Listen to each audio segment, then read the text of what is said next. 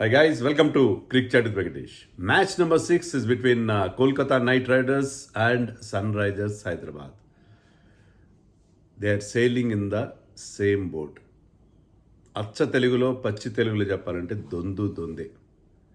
రెండు టీమ్స్ బ్యాటింగ్లో బాగున్నాయి. తమ ఫస్ట్ మ్యాచ్లో ఒకళ్ళు 200 కొట్టి దాన్ని డిఫెండ్ చేసుకోలేకపోయారు, ఇంకొకళ్ళు 220 కొట్టి దాన్ని డిఫెండ్ చేసుకోలేకపోయారు. బౌలింగ్లో బోలెడన్ని సమస్యలు ఉన్నాయి రెండు టీమ్స్ కూడా. బ్యాటింగ్లో కూడా కొన్ని సమస్యలు ఉన్నాయి, ఫీల్డింగ్లో ఇష్యూస్ ఉన్నాయి. మొత్తం మీద రెండు టీమ్స్ కూడా ఆశించిన స్థాయిలో తమ ఫస్ట్ మ్యాచ్లో పర్ఫామ్ చేయలేదు. సో సెకండ్ మ్యాచ్లో బోణీ కొట్టాలి, ఎవరో ఒకరికి బోణీ దొరుకుతుంది. ఏదో టీం గెలుస్తుంది, మొట్టమొదటి మ్యాచ్ గెలుస్తారు, పాయింట్స్ టేబుల్లో వాళ్ళ పేరు చేరుతుంది, వాళ్ళకి నెంబర్ వస్తుంది. బట్ అలా చేయాలంటే బౌలింగ్ బెటర్గా చేయాలి. బ్యాటింగ్లో రెండు టీమ్స్ స్ట్రాంగ్గా ఉన్నాయి, లెందీ బ్యాటింగ్ ఉంది, దాంట్లో మంచి ఫైర్ పవర్ ఉంది, మంచి బిగ్ స్ట్రైకర్స్ ఉన్నారు. కానీ బౌలింగ్ మెరుగుపరిస్తేనే మీకు గెలుస్తారు. సో ఎవరు బౌలింగ్ మెరుగుపరుచుకుంటారు, ఎవరు బెటర్గా బౌలింగ్ చేసి మ్యాచ్ గెలుస్తారనేది చూడాలి. ఇంకోటి ఏంటంటే టాస్ చాలా కీ రోల్ ప్లే చేస్తుంది కదా. ఇంతవరకు జరిగిన 5 మ్యాచ్ల్లో మనం ఆల్ 10 టీమ్స్ని చూసాం. ఈ టీం ఏదైనా సరే, ఎవరైనా సరే, ఎలాంటి స్ట్రెంత్ ఉన్నా సరే, మీరు టాస్ గెలిచి ముందుగా బౌలింగ్ తీసుకుంటే డ్యూ ఫ్యాక్టర్ లేకున్నా కూడా you are winning the match. So అది ఆ ట్రెండ్ ఉంది. ఆ ట్రెండ్ బ్రేక్ చేస్తారా? బ్రేక్ చేయగల కెపబిలిటీ ఎవరికి ఉందంటే సన్ రైజర్స్కే ఉంది. ఎందుకంటే సన్ రైజర్స్ ఎలాంటి టీం అంటే ఫస్ట్ బ్యాటింగ్ చేసినా కూడా బ్రహ్మాండమైన స్కోర్ చేస్తే వాళ్ళకున్న బ్యాటింగ్ బలంతో ఆ స్కోర్ బోర్డ్ ప్రెషర్తో అయినా అవతల టీంని ఓడించవచ్చు. సో ఈ ట్రెండ్ని బ్రేక్ చేయగల క్యాపబిలిటీ ఎవరికి ఉందంటే ఖచ్చితంగా సన్ రైజర్స్ హైదరాబాద్కే ఉంది. మరి అలా చేయగలుగుతారా? We have to wait and see. So bowling మెరుగుపరుచుకోవాలి. సన్ రైజర్స్కి ఏంటంటే లాస్ట్ మ్యాచ్లో బ్రైడన్ కార్స్ ఆడకపోవడానికి కారణం అతనికి చేతికి గాయం ఉందంటే, ఫ్రాక్చర్ కాదు కానీ ఈ మ్యాచ్లో కూడా అతను ఆడకపోవచ్చు అంటున్నారు. అది సీరియస్ ఇంజరీ కాదు కానీ ఇప్పటికీ అతను అవైలబుల్ లేడంటున్నారు. దానివల్ల ఏంటంటే వాళ్ళు పెయిన్ ఆడించుకోవాలి, తర్వాత ఎహసాన్ మలింగాని ఆడించుకోవాలి. Eshan Malinga look totally out of sorts. 35 runs అన్నీ ఇచ్చాడు 2 ఓవర్లో. షోల్డర్ ఇంజరీ నుంచి వచ్చిన తర్వాత లాస్ట్ ఇయర్ చాలా మంచి బౌలింగ్ చేశాడు, ఈసారి అతను అది కంటిన్యూ చేయలేకపోయాడు. సో మరి అతని పరిస్థితి ఏంటి? అతన్ని ఏమైనా లియామ్ లివింగ్స్టన్తో రీప్లేస్ చేయాలి. దానివల్ల బౌలింగ్ మరింత వీక్ అవుతుంది. ఆ పిచ్లో అంత స్పిన్నర్స్కి పెద్ద టర్న్ దొరకపోవచ్చని కోచ్ వెటోరీ కూడా చెప్పాడు నిన్నటి ప్రెస్ మీట్లో. మరి ఏంటి పరిస్థితి? బౌలింగ్లో ఎలా మెరుగుపరుచుకోవాలి? ఏదో ఒక మార్పు చేయాలి కదా. ఏం మార్పు చేయాలి? Unadkat bowled well, first break through అతను ఇచ్చాడు, look better then other bowlers. Harshal Patel went for runs, but అతనుకున్న ఎక్స్పీరియన్స్, డెత్ బౌలింగ్ స్కిల్స్ అనేది ఒక మ్యాచ్తో మనం పక్కన పెట్టే పరిస్థితి లేదు. వాళ్ళిద్దరు ఉంటారు. అలాగే మీకు పెయిన్ ఆడించుకోవాలి, ఇంకా తప్పదు. అతను 2 వికెట్లు తీశాడు, అతను కూడా కొంచెం ఎక్స్పెన్సివ్ అయ్యాడు, అంత ఎఫెక్టివ్ అనిపించలేదు. కానీ మీకు ఛాయిస్ లేదు. మరి మీరు మీ వరుణ్ నారన్ చాలా మంది కొత్త కురాలను తీసుకున్నారు, ఒక 6 డజన్ మంది, అటు స్పిన్నర్స్ కానీ ఇటు పేసర్స్ కానీ అన్క్యాప్ ప్లేయర్స్ని తీసుకున్నారు. వాళ్ళ గురించి చాలా ఎక్స్పెక్టేషన్ పెట్టినప్పుడు మరి అంతమంది 6 డజన్ మంది మీరు అన్క్యాప్ ప్లేయర్స్ తీసుకున్నప్పుడు వాళ్ళని ఎందుకు ఆడించట్లేదు? వైనాట్? మీరు రైన్స్ ఫులిత్రా గురించి చాలా చెప్పారు, wrist spinner, left arm wrist spinner, అతను చాలా ఎఫెక్టివ్ అన్నాడు. శివంగ్ కుమార్ ప్రాక్టీస్ మ్యాచ్లో మంచి బౌలింగ్ చేశాడు, అతను గుగ్లీని పిక్ చేయడంలో ఇబ్బంది పడ్డారు చాలామంది ప్లేయర్స్. మరి శివంగ్ కుమార్ని ఎందుకు ఆడించట్లేదు? మీకు ఓంకార్ తర్మాలే, సకీబ్ లాంటి బౌలర్ని, హింగే లాంటి బౌలర్ని ఎందుకు ఆడించట్లేదు మీరు? ఎవరో ఒకళ్ళని, శివంగ్ కుమార్నైనా ఆడించారు. Harsh Dubey very good bowler, experience ఉంది, డొమెస్టిక్లో బాగా పర్ఫామ్ చేశాడు. కానీ మీకు వికెట్ టేకింగ్ బౌలర్స్ కావాలి, మీకు ఒక మిస్టరీ కావాలి, కొత్తదనం కావాలి. ఎక్కువ మంది లెఫ్ట్ హ్యాండర్స్ కూడా లేరు కేకేఆర్ లైనప్లో. ఒక లెఫ్ట్ ఆర్మ్ స్పిన్నర్ ఆడించుకోవచ్చు, బట్ శివంగ్ కుమార్ని ట్రై చేస్తే ఏమన్నా బాగుంటుందేమో. ఏదో ఒక మార్పు చేయాలి బౌలింగ్లో. సేమ్ బౌలింగ్ అటాక్తో వెళ్ళి మీరు మళ్ళీ అదే రిజల్ట్ తీసుకొచ్చే పరిస్థితి లేదు. డెఫినెట్లీ ఆ bowling totally out of sorts అనిపించింది. ఏ మాత్రం బౌలింగ్లో ఎలాంటి పస లేదు, ఎలాంటి పదులు లేని పరిస్థితి మనం ఫస్ట్ మ్యాచ్లో చూసాం అగైన్స్ ఆర్సీబీ. సో ఇక్కడ కూడా బ్యాటింగ్ ఫ్రెండ్లీ కండిషన్స్ ఉంటాయి కాబట్టి ఏదో ఒక మిస్టరీ తీసుకురండి, కొత్తదనం తీసుకురండి. వాళ్ళు కొత్త బౌలర్ని ఆడడంలో కొద్దిగానే ఇబ్బంది పడే పరిస్థితి ఉంటుంది. సో నాకేంటంటే ఫాస్ట్ బౌలింగ్లో, బికాజ్ వాళ్ళిద్దరికి ఎక్స్పీరియన్స్ ఉంది, ఉనాట్కట్ అండ్ హర్షల్, వాళ్ళని కూడా పక్కన పెడితే కష్టం అవుతుంది. నేను కండిషన్స్ బాగా తెలిసిన వాళ్ళు. సో వాళ్ళిద్దరినీ కంటిన్యూ చేస్తూనే అట్లీస్ట్ స్పిన్ బౌలింగ్లో యూ ప్లే శివంగ్ కుమార్, అదొక్క మార్పు చేస్తే బాగుంటుంది అని అనుకున్నాను. బ్యాటింగ్లో ఎలాంటి మార్పు చేయాల్సిన అవసరం లేదు సార్, సేమ్ బ్యాటింగ్ లైనప్తో వెళ్ళాలి. And they have taken a very good decision in playing both Salil Arora and Aniket Verma. అది వాళ్ళకి రిజల్ట్ ఇచ్చింది. సలీల్ కూడా బ్రహ్మాండంగా ఆడుతున్నాడు. అనికేత్ని పక్కన పెడదాం అనుకుంటే అది చాలా రాంగ్ అయి ఉండేది. అనికేత్ లాస్ట్ ఇయర్ ఫామ్ని కంటిన్యూ చేస్తున్నాడు. Excellent finisher. ఒక కొత్త కుర్రాడు ఆ రకమైన ఫినిషింగ్ టచ్ ఇవ్వడం అనేది గ్రేట్ స్కిల్. సో అతన్ని కంటిన్యూ చేయడం మంచి నిర్ణయం. బట్ ఇక్కడ మీరు లియామ్ లివింగ్స్టన్ తీసుకొస్తే అది కూడా ఎస్ఆన్ మలింగా అంత బాగా బౌలింగ్ చేయట్లేదు కాబట్టి అతను తీసుకొచ్చి నితీష్ రెడ్డి ఎలాగో మీకు న్యూ బాల్తో బౌలింగ్ ఇస్తున్నారు అతనికి. అతను కనుక అతను పేస్ కాస్త ఇంప్రూవ్ చేశాడు నితీష్ రెడ్డి. ఫస్ట్ మ్యాచ్లో అంత ఎఫెక్టివ్ అనిపించలేదు on that flat pitch. But అతను కనుక if you can find that outswinger if you gets its outswinger going, pace కాస్త ఇంప్రూవ్ చేశాడు. డెఫినెట్గా 135 టచ్ అవుతున్నాడు కాబట్టి అతను ఎఫెక్టివ్గా అతను బాల్ ఎప్పుడు మూవ్ చేస్తాడు, అతను స్వింగ్ చేయగలుగుతాడు బాల్ని. బట్ ఆ పేస్ కొంచెం ఇంప్రూవ్ చేశాడు కాబట్టి అతని చేత అతను ఉన్నాడు. అతను 2 ఓవర్లు వేస్తాడు. లియామ్ లివింగ్స్టన్ 2 ఓవర్లు వేస్తాడు. ఆ ఫిఫ్త్ బౌలర్ కోట వాళ్ళిద్దరూ అవసరమైతే Abhishek and Travis head also can bowl కాబట్టి మీరు ఫిఫ్త్ బౌలర్ కోట వాళ్ళని పెట్టుకుని బ్యాటింగ్ని మరింత లెంతన్ చేసుకుని లియామ్ లివింగ్స్టన్ పెట్టండి మలింగా ప్లేస్లో అని నేను ఎక్స్పెక్ట్ చేస్తాను. ఎందుకంటే ఏదో మార్పులు చేయాలి. మీరు బౌలింగ్ని మెరుగుపరుచుకోలేనప్పుడు బ్యాటింగ్ని మరింత స్ట్రెంథన్ చేసుకోండి. లియామ్ లివింగ్స్టన్ పెద్ద గొప్పగా చేస్తాడు కానీ అది బౌలింగ్ కూడా చేస్తాడు కదా. బౌలింగ్ అతను can bowl both of spin leg spin రెండు వేయగలరు. లెఫ్ట్ హ్యాండర్స్ వస్తే ఆఫ్ స్పిన్ వేస్తాడు, రైట్ హ్యాండర్స్ వస్తే లెగ్ స్పిన్ వేస్తాడు. సో అతని బౌలింగ్ మీద కొంత ఫెయిత్ అయినా పెట్టుకుని అతను ఆడించుకుంటే బెటర్గా ఉంటుందేమో అని అనుకుంటున్నాను నేను. ఆ మార్పు చేసుకోవాలి. ఈ 2 మార్పులు చేస్తే ఏమైనా బాగుంటుందని మరి ఏదో ఒకటి చేయాలి. Something they have to do. Combination find out చేయడంలో ఏదో ఒక మార్పు చేయాల్సిన అవసరం ఉంది ఎస్ఆర్హెచ్. కేకేఆర్ ఏమైనా మార్పులు చేయాలా? కేకేఆర్ అయితే సేమ్ టీంతో వెళ్తారనుకుంటున్నాను. ఏం చేంజెస్ ఉండే అవకాశం లేదు. క్యామరన్ గ్రీన్ బౌలింగ్ చేయట్లేదు.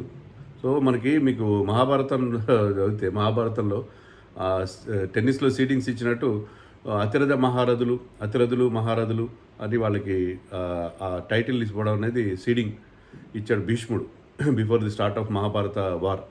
దాంట్లో కర్ణుడిని అర్ధరథుడు అంటారు. ఎందుకంటే అతని కవచకుండలాలు ఉండవు కాబట్టి అతని పవర్స్ తగ్గిపోయాయి. అలాగే ఈ క్యామరన్ గ్రీన్ కూడా అర్ధరథుడు.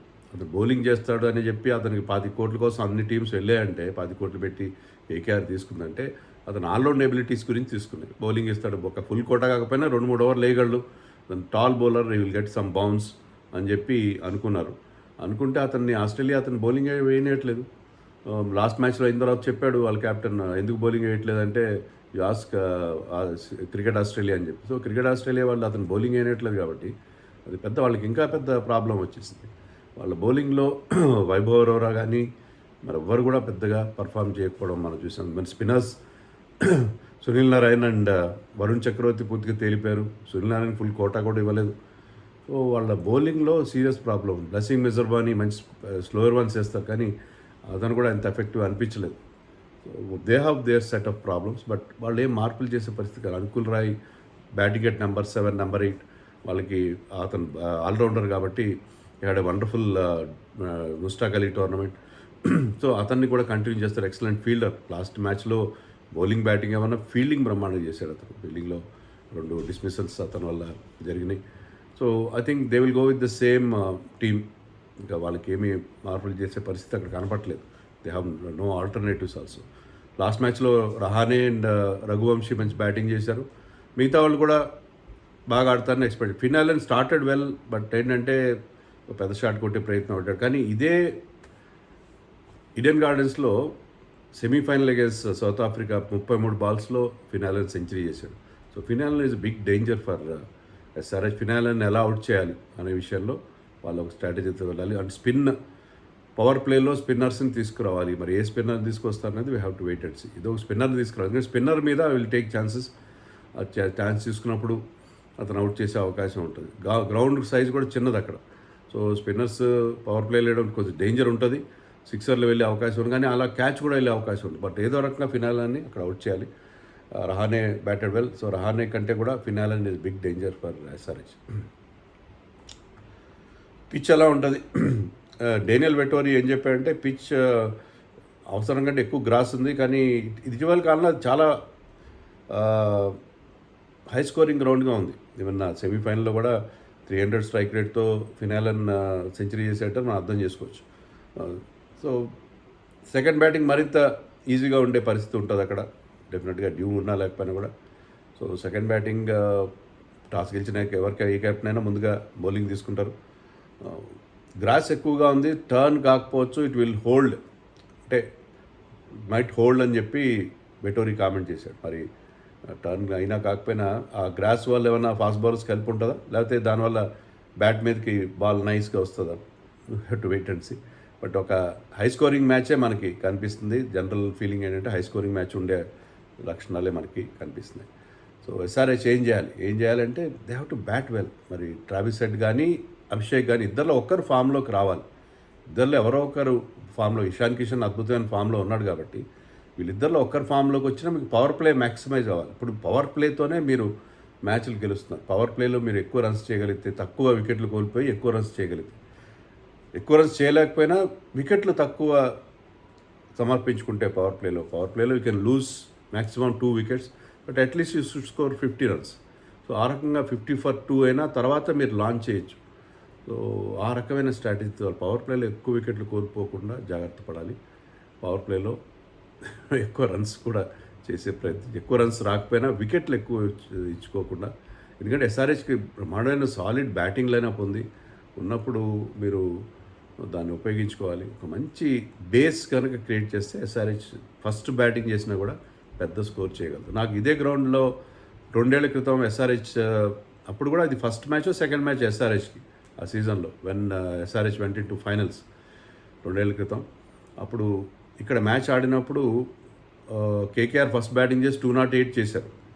ఎస్ఆర్హెచ్ చాలా క్లోజ్ వచ్చింది, 204 చేశారు. జస్ట్ 4 రన్స్తో ఓడిపోయారు. అక్కడ వాళ్ళ ట్రాన్స్ఫర్మేషన్ ఆ కొత్త సీజన్లో అగ్రెసివ్ బ్యాటింగ్ స్టైల్ అక్కడి నుంచి స్టార్ట్ అయింది. తర్వాత ముంబై మీద హైదరాబాద్ వచ్చినప్పుడు బ్రహ్మాండమైన స్కోర్ కొట్టారు. 250 కొట్టి 270 అంత కొట్టి ఒక డిఫరెంట్ లెవెల్కి వెళ్ళిపోయింది వాళ్ళ బ్యాటింగ్. దానికి సీట్స్ ఎక్కడ పడ్డాయంటే ఈడెన్ గార్డెన్స్లో.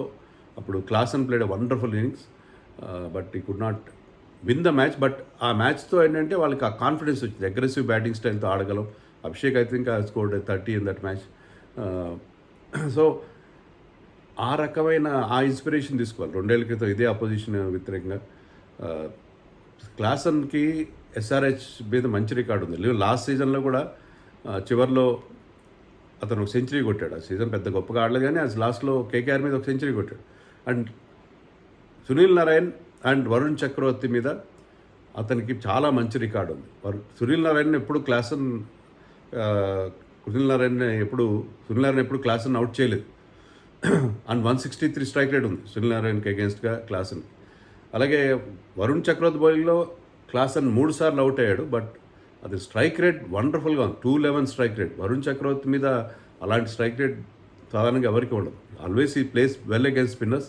So the best weapon against KKR spinners Narayan and Varun ఎవరంటే ఖచ్చితంగా క్లాసన్. సో క్లాసన్ నుంచి అతని ఎక్స్పీరియన్స్తో ఒక మంచి ఇన్నింగ్స్ ఎక్స్పెక్ట్ చేయాలి. సో అది కేకేఆర్ మీద SRH strategy. Klaasen should take on those స్పిన్నర్స్కి ఇద్దరు బాగా బౌలింగ్ చేయాలి లాస్ట్ టైం, కానీ ఇక్కడ అద్భుతమైన రికార్డు ఉంది వాళ్ళిద్దరికి, వరుణ్ చక్రవర్తి కానీ నారాయణ్ కానీ. సో వాళ్ళిద్దరిని కౌంటర్ అటాక్ చేయడానికి Klaasen is their weapon. Last మ్యాచ్లో అంత ఎక్సెప్షనల్గా ఆడలేదు, కానీ ఈ was coming into form, but got out a controversial catch. So అది పరిస్థితి. క్లాసన్ చాలా చాలా ఇంపార్టెంట్ వెపన్. అలాగే అనికేత్ వర్మ, మిగతా మిడిల్ ఆర్డర్ కూడా ఫామ్లోకి రావాలి. నితీష్ రెడ్డి ఫామ్లోకి రావాలి. నితీష్ రెడ్డి మరీ అంత ఎర్లీగా ఆడించాల్సిన అవసరం లేదు. Klaasen should bat at 4 and Nitish at 5. అది బెటర్ అని నేను అనుకుంటున్నాను. ముఖ్యంగా స్పిన్నర్స్ ఫేస్ చేయడానికి మిడిల్ ఓవర్స్లో క్లాసన్ కాస్త ముందుకు రావాలి. ఈ 2 టీమ్స్ రికార్డు కనుక చూస్తే 20 times కేకేఆర్ గెలిచింది, ఓన్లీ 10 times ఎస్ఆర్హెచ్ గెలిచింది. కానీ ఈవెన్ 2024లో వీళ్ళిద్దరు ఫైనల్లో తలపడినప్పుడు ఆ ఇయర్లో కేకేఆర్ ఆడిన 3 మ్యాచ్లు ఓడిపోయారు. కానీ లాస్ట్ ఇయర్ ఒక మ్యాచ్ కేకేఆర్ గెలిస్తే ఒక మ్యాచ్ ఎస్ఆర్హెచ్ గెలిచింది. సో అది పాస్ట్ రికార్డ్, మనం పెద్ద పట్టించుకోవాల్సిన అవసరం లేదు. టాస్ గెలిచినా గెలవకపోయినా ఎస్ఆర్హెచ్ చేయాల్సింది ఏంటంటే, టాస్ ఓడిపోయినా కూడా you try to put 250 on the board మీకున్న బ్యాటింగ్ బలంతో. దానికోసం ఈ బెటర్ ప్లే లియామ్ లివింగ్స్టన్. అప్పుడు మీకు నెంబర్ 10 దాకా నెంబర్ 9 దాకా బ్యాటింగ్ ఉంటుంది. దానివల్ల ఏంటంటే మీరు you can out bat the opposition. Batting బలంతో మీరు మ్యాచ్ గెలిచే అవకాశం ఉంది. బౌలింగ్లో ఇమీడియట్గా పెద్ద ఇంప్రూవ్మెంట్ రాకపోయినా. సో ఆ స్ట్రాటజీతో వెళ్తే బాగుంటుందని నేను అనుకుంటున్నాను. మరి మీరేమనుకుంటున్నారు? ఎస్ఆర్హెచ్ స్ట్రాటజీ ఎలా ఉండాలి, ఎవరిని ఆడించుకోవాలి, ఎవరిని డ్రాప్ చేయాలన్న విషయాన్ని కామెంట్స్లో నాకు చెప్పండి.